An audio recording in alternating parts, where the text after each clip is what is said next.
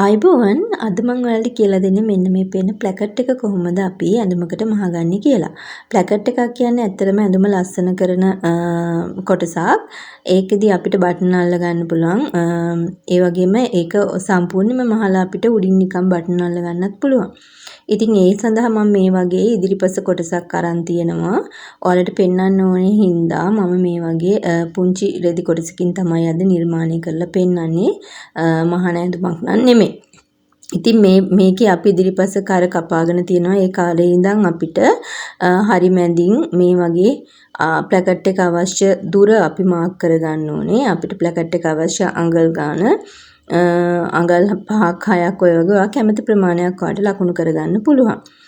හරියට මේක කරන්නේ අපි ඉදිරිපස කර දෙකට නමලා හරි මැදින් ඊට පස්සේ ඒක මම ඔය වගේ ඉරක් ඇඳලා අවශ්‍ය දුර මාක් කරලා ඒ ඉරේ ආ කරගන්න. ඊට පස්සේ ඉරේ එන්ඩ් එක තියෙනවනේ. එතන අපි දෙපැත්තට අඟල් කාලා ලකුණු කරන්න ඕනේ.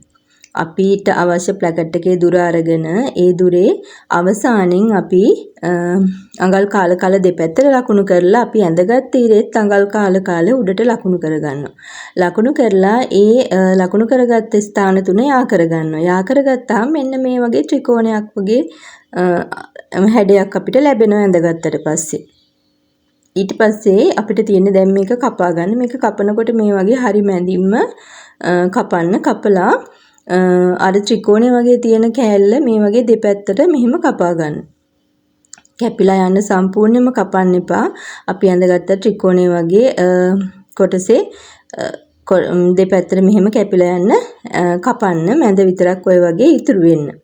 ඊට පස්සේ අපිට අවශ්‍ය කරන මේ වගේ රෙදි කොටසක් ඕන වෙනවා. ඒකේ දිග හොයා ගන්න ඕනේ. ඔයා ප්ලැකට් එකට ගත්ත මේ දුර ප්‍රමාණය වගේ දෙගුණයකුයි තව අඟලක් දෙකක් වගේ වැඩිපුර අරගන්න. ඒකේ පළල විදිහට මම අරන් තියෙන අද අඟල් 3ක් වගේ ප්‍රමාණයක් ඔයාට ඒක කැමති ප්‍රමාණයකට ගන්න පුළුවන්. ඔයාගේ ප්ලැකට් එකේ සයිස් එක ඒකෙන් තමයි තීරණය වෙන්නේ. අඟලක් වගේ ප්ලැකට් එකක් ඕනේ නම් ඔයාට පුළුවන් අඟල් 3ක් වගේ රෙදි කොටසක් ගන්න. ඊට පස්සේ අපි ගත්ත මේ රෙදි කොටස මෙන්න මේ අපි කපාගත්ත මේ ලයින් එකේ කන පිටි.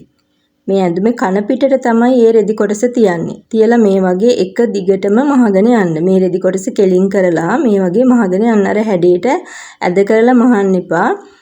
අපි අර කපාගත් ස්ථානේ හරියෙන් පරිස්සමට මේ වගේ අඟල් කාලක් වගේ දුරින් තියලා මහ ගන්නවා. මැස්මක් දාගන්න මේ වගේ. සම්පූර්ණයෙන්ම කෙලින් තමයි මහ ගන්න ඕනේ. මුකුත් හරවන්න දෙයක් නැහැ. ඔන්න ඔය විදිහට දැන් තියෙන්නේ මෙන්න මේ වගේ කෙලින් මහ ගත්තට පස්සේ. දැන් ඊට පස්සේ අපි කන පිටින් තියලානේ මහ ගත්තේ. දැන් අපි මේක මෙහෙම මැහුම් වාසිය රෙදි කොටස පැත්තට තියලා අවුට්ලයින් එකක් ගහගන්න. එතකොට ඔයාට අර ඇද වෙන්නේ නැතුව රෙද්ද කෙලින්ම ප්ලැකට් එක ලස්සනට මහ ගන්න පුළුවන්. මේ වගේ අවුට්ලයින් එකක් ගහගත්තාම එහෙම ගහගන්න අවශ්‍යත් නැහැ. අවශ්‍යයි විතරක් මෙන්න මේ විදිහට ගහගන්න. ගහගෙන බලන්න. එතකොට හරිම ලස්සනට මේක මහ ගන්න පුළුවන්. ඉතින් එහෙම ගහගත්තට පස්සේ තියෙන්නේ මෙන්න මේ වගේ තමයි. ඊට පස්සේ තමයි අපි හොඳ පිටට මෙන්න මෙහෙම තියලා අවශ්‍ය ප්‍රමාණයට නමලා අඟල් භාගයක් හරි කාලක් හරි නමලා ගෙනල්ලා මෙන්න මෙහෙම මහ ගන්න තියෙන්නේ. ඒක කරන්නේ අපි මේ වගේ හොඳ පිටි. හොඳ පිටට තමයි මේක වාටියක් විදිහට නැමෙන විදිහට මෙහෙම නමලා මහ ගන්න. ඔයාට මේකෙදි ඔයාගේ ප්ලැකට් එකේ ප්‍රමාණය තීරණය කරගන්න පුළුවන්. අඟලක් වගේ එන්න ඕන නම් තව අර නමලා ඉවර වෙලා ඒ ප්‍රමාණය හදාගෙන ඔයාට මහ ගන්න පුළුවන්. දැන් මේ විදිහට නමලා ඉවර වෙලා අයන් කරගන්නවා නම් අයන් කරගන්න. මම අද මේ වගේ ලිනන් රෙද්දක් හින්දා මට අයන් කරන්න ඕනෙත් නැහැ. මේක අතින් හැදුවාම හිටිනා හින්දා මම මහගෙන යනවා. මේ විදිහට ඊට පස්සේ ඒකත් නවලා ඉවර වෙලා අපි මෙහෙම තනි කෙලින්ම මහ ගන්නවා.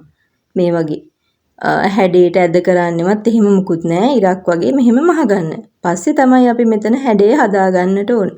මෙන්න මේ වගේ තමයි දැන් හොඳ පිටින් බැලුවාම මහලා ඉවරුනහම තියෙන්නේ.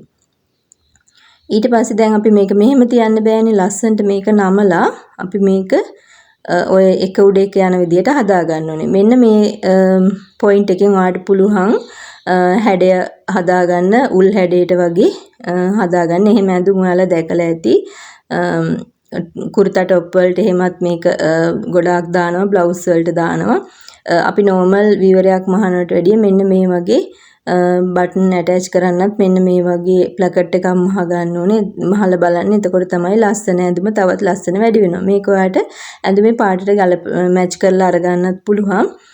තනි පාටින් දාන්නත් පුළුවන්. නැත්නම් ඒ වන්නේම මහගන්නත් පුළුවන්. ඊට පස්සේ මේ විදිහට අපි අතින් එතන ලස්සනට හදාගෙන මේ වගේ අඟල් භාගයක් විතර තියලා මම නම් අඟලක් විතර තිබ්බා. තියලා උඩින් මේ වගේ ඒ හැඩේ ලස්සනට මහගන්න කොටුවක් විදිහට. මෙහෙම උල් හැඩේ එනකොට ඒ තැන් පොඩ්ඩක් පරිස්සමට මහගන්න. හිමීට බල නීඩල් එක හිමීට හසුරවමින් මේ වගේ මහගන්න. මම නම් අඟලක් වගේ තමයි තිබ්බේ. ඉතින් ඔයාලට ඒක කැමති දුරකින් තියාගන්න පුළුවන්. ඔයාලට ඕපන් එක අවශ්‍ය ප්‍රමාණයට තියලා මෙතන කොටුවක් ආකාරයෙන් මහගන්න තමයි තියෙන්නේ. දැන් අපි මේක මහලා ඉවරයි. බලමුකෝ අපි මහලා ඉවරුනාට පස්සේ කොහොමද තියෙන්නේ කියලා. ඉතින් මේ වගේ පුංචි වීඩියෝ වලට කියන්නේ පුංචි කොටස් ඉගෙන ගන්න අවශ්‍ය අය මගෙත් එක දිගටම එකතු වෙලා ඉන්න. ඔයාලට එතකොට මේ වගේ වීඩියෝස් වලට බලන්න පුළුවන්. මේ වගේ පාඩම් ඉගෙන ගන්න පුළුවන්. ඉතින් මම ඔයාලට මේ වගේ පින් එකක් ගහලා කෙලින් හිටන විදියට තියලා පෙන්නන්නම්. මෙන්න මේ තියෙන්නේ මහගත්තට පස්සේ. ඉතින් අද වීඩියෝ එක හොඳයි නම් ලයික් එකක් තියලා කමෙන්ට් කරලා දිගටම එකතු වෙලා ඉන්න. එහෙනම් ආයෙත් වීඩියෝ එකක් අරන් එන්නම්. ගිහින් එන්නම්. හැමෝටම සුබ දවසක්.